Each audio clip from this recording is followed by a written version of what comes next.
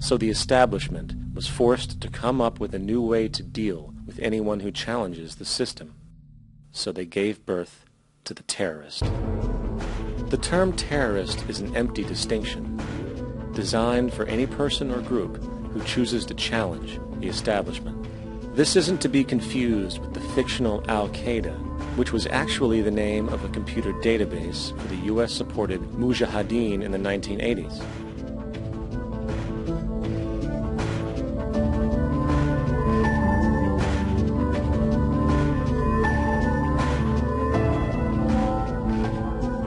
In 2007, the Department of Defense received $161.8 billion for the so-called global war on terrorism. According to the National Counterterrorism Center, in 2004, roughly 2,000 people were killed internationally due to supposed terrorist acts.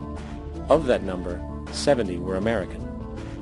Using this number as a general average, which is extremely generous, it is interesting to note that twice as many people die from peanut allergies a year than from terrorist acts.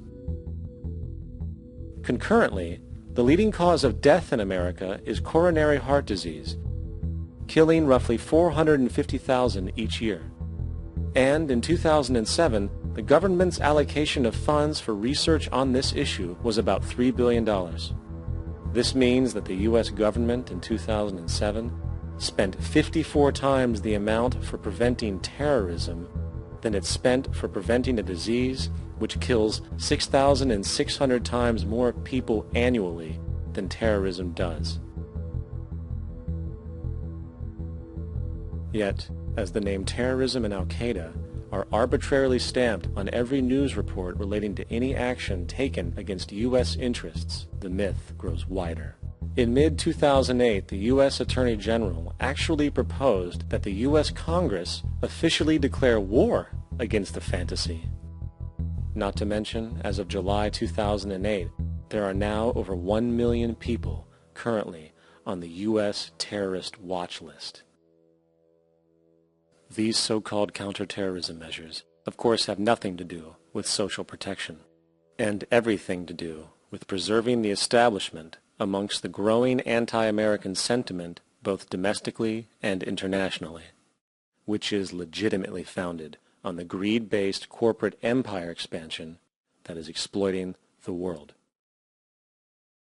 The true terrorists of our world do not meet at the docks at midnight or scream Allah Akbar before some violent action.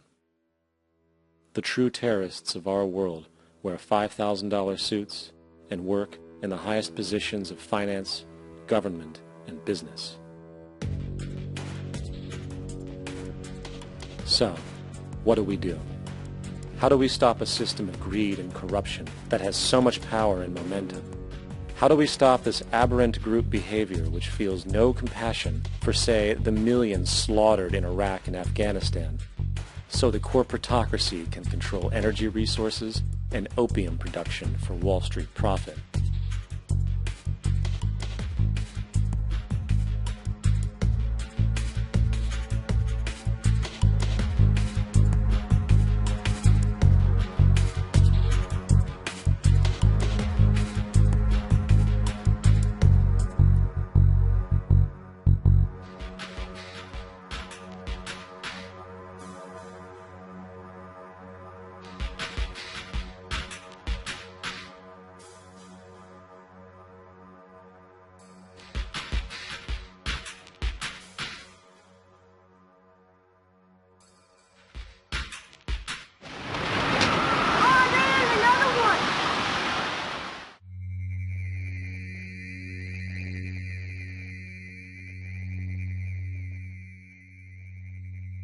How do we stop a system of greed and corruption that condemns poor populations to sweatshop slavery for the benefit of Madison Avenue?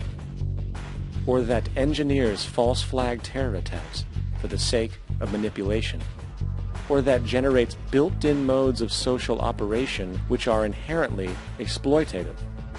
Or that systematically reduces civil liberties and violates human rights in order to protect itself from its own shortcomings?